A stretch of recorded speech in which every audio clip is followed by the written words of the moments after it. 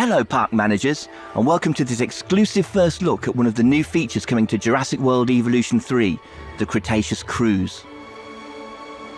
I'm Sandy, a principal designer on the game, and in this demo, I'm going to show you how to build this attraction through several enclosures, including the T-Rex. Hopefully everything goes to plan. Let's dive right in.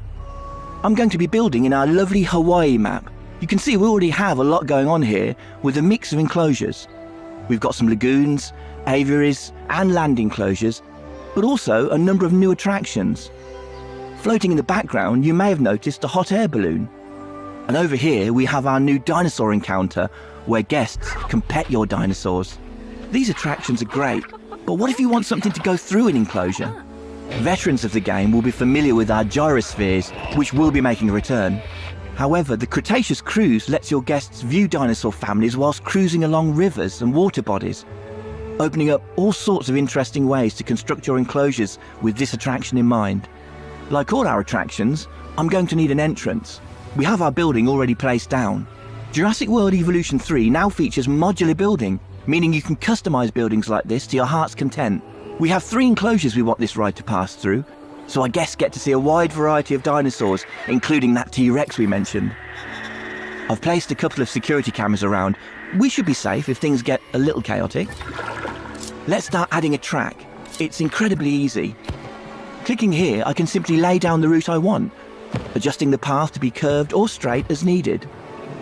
And while this is a great starting point, our new scenery pieces mean we can make these spaces even more interesting.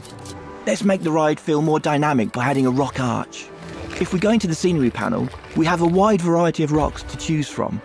Very easily, we're able to create something unique for our ride. And then I think we want another type of structure over the path. Over here, we have a structure we've turned into a blueprint. There we go, that looks great. Now we've reached the end of the enclosure, we need some more water in order to continue the ride. Let's place that down and add a track through this fence.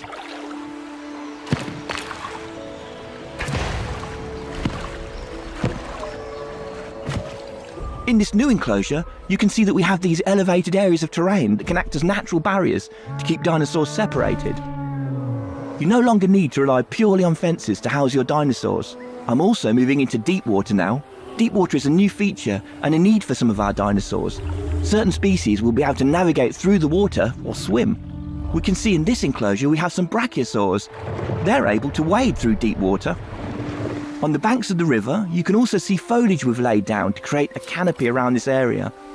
Let's use one of the compound brushes to finish off a section over here.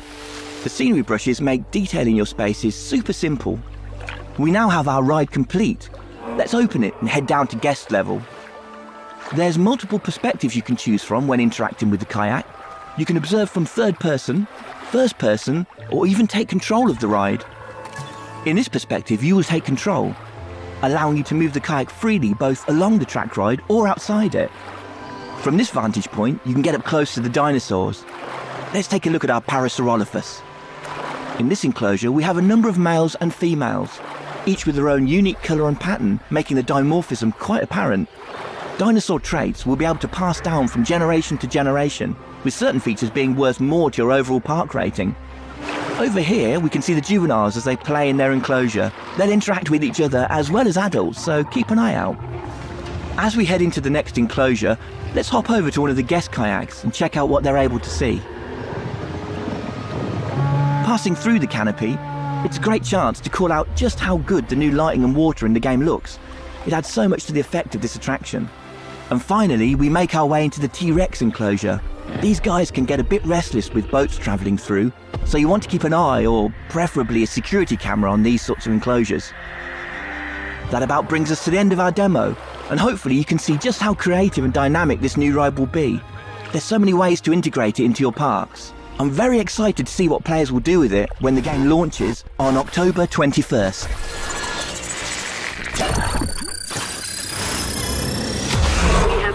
Loss of power across the park. Please bear with us as we deal with the issue. Ladies and gentlemen, as a precautionary measure and for your safety, please proceed to your nearest shelter.